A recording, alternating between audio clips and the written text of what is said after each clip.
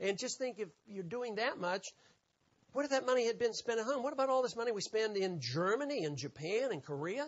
That money should be spent here at home. And then our standard of living would rise again. Okay, thank you. Okay. Hello, Dr. Paul. I have two questions for you. One is a comment on something that John McCain recently said, that he doesn't care if we're going to be in Iraq for another 100 years. I am an American that really wants us out of Iraq, and I think people are looking for an answer, and yet I look at Obama wanting to leave the permanent bases in Iraq, and it seems like a disconnect, and I'd like your comments on those two. You know, there are three issues here about whether we should accept Senator McCain's proposition that we should stay for 100 years. One is moral, one is constitutional, and the other is economics. And I'll start with the moral issue. By what right should one generation commit the next generation to perpetual war and perpetual policing of the world? There's no right for our generation to sign a treaty with any country in the world to say no matter what happens in the future, we're going to go to war automatically.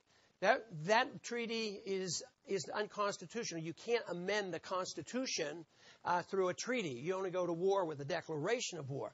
So this idea that we should stay, if you stay there with troops, that means you're in defense of land, and you're always susceptible to war. So we can't do that. We can't promise the next generation or obligate the next generation to be there physically and potentially killed in an operation like that. Constitutionally, you can't do it. There's no authority for us to be the policeman of the world. And the idea, the notion that somebody believes that you can make a plan for staying 100 years, and I think he followed up with the justification, so what? We've been in Korea for 60. Yeah, so what? We've been in Korea for 60 years. That's a good reason we need to quit if you care about these economic problems that we're having.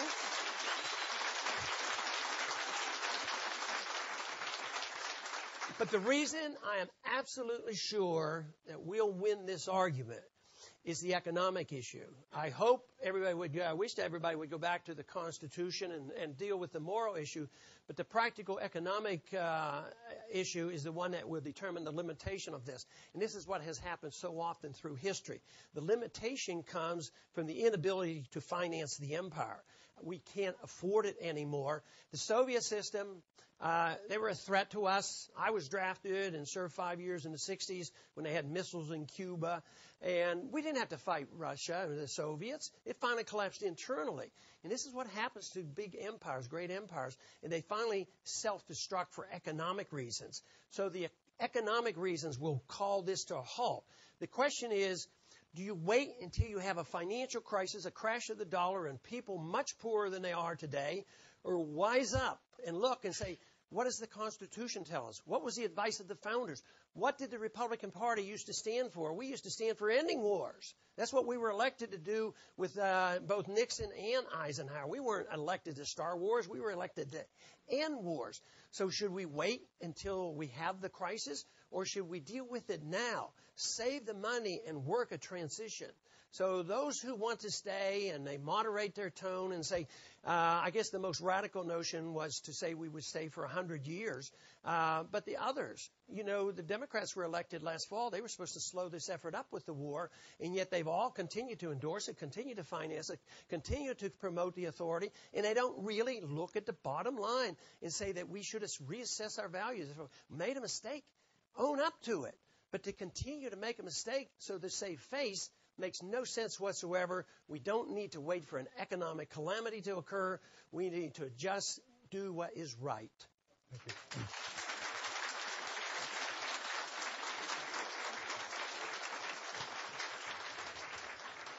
you. Dr. Paul, you have a reputation in Congress and especially in your district to support and defend veterans and also to address the POW MIA question. Would you comment on that, please? Yes, you know, I mentioned I was drafted in the 60s. Fortunately, we don't have a draft, but we still have selective service.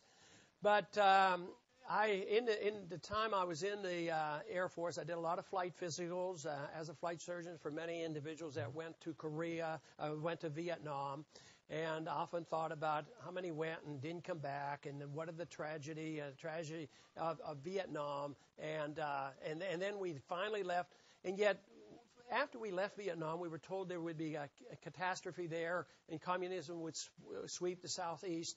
And yet, we ended up achieving in peace what we couldn't achieve in war. The French and the Americans were telling the Vietnamese what to do for over 20 years, telling them how to live. Finally, we leave. And we come home, and all of a sudden, they have become more westernized. We talk to them, we trade with them. Their president comes over here, and we invest over there.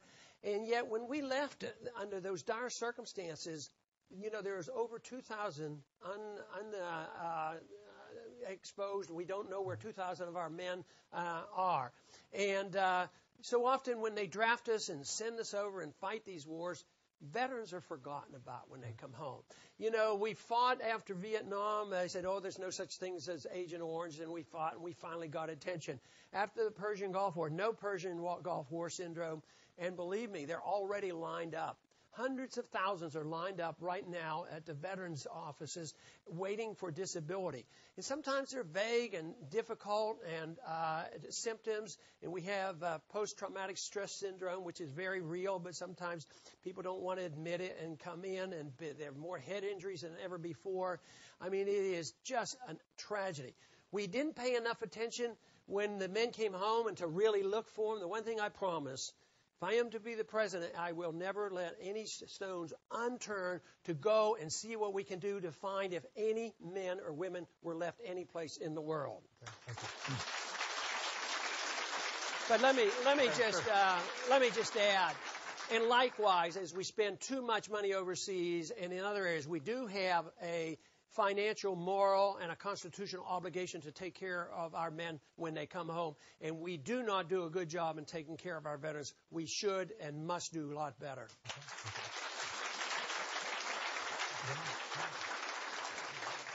Yes, sir. Dr. Paul, what should the U.S. role be in the Arab-Israeli conflict? Now, that's a good question, because it's been that argument's been going on ever since Israel became a country under a mandate from the United Nations after World War II. I think the United States' role should be friendship with all countries. Israel, we should be friends, we should trade, and we should travel back and forth and share ideas, but we shouldn't be subsidizing Israel. But we shouldn't be subsidizing Israel's enemies either. Sometimes you say, I don't vote for foreign aid for Israel. Oh, that means you must be anti-Semitic because you don't vote for foreign aid. But if you think about that, if you don't like foreign aid, and if you don't want foreign aid to go to Israel, you shouldn't want foreign aid to go to Israel's enemy. And guess what? The Arab countries get 3 times as much aid as Israel gets. So it really helps Israel not to be for foreign aid. And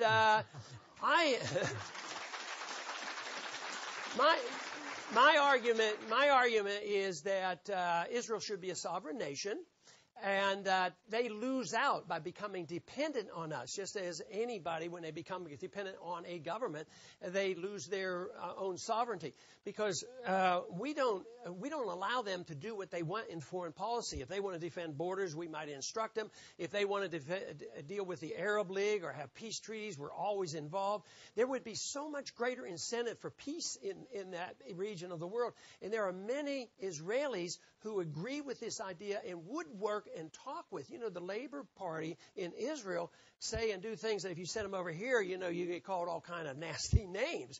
But there would be a greater incentive. There could have been a much greater incentive if we had done nothing after the invasion of Kuwait. That was not our fight, but it was Israel's fight. It was close by, and none of the other Arab nations wanted Saddam Hussein in Kuwait. The natural thing that would have come about if it would have been a decision in the region is the Arab nations, along with Israel, probably would have gotten together, taken Saddam Hussein out. We might have been avoided all this conflict that we have had so far. Did you have a follow-up on that? No, I'm just wondering why we don't, as a public, don't have this information. I mean, this is news to me. I'm happy to hear it, by the way. Well, maybe some benefits will come from this public forum tonight. Thank you.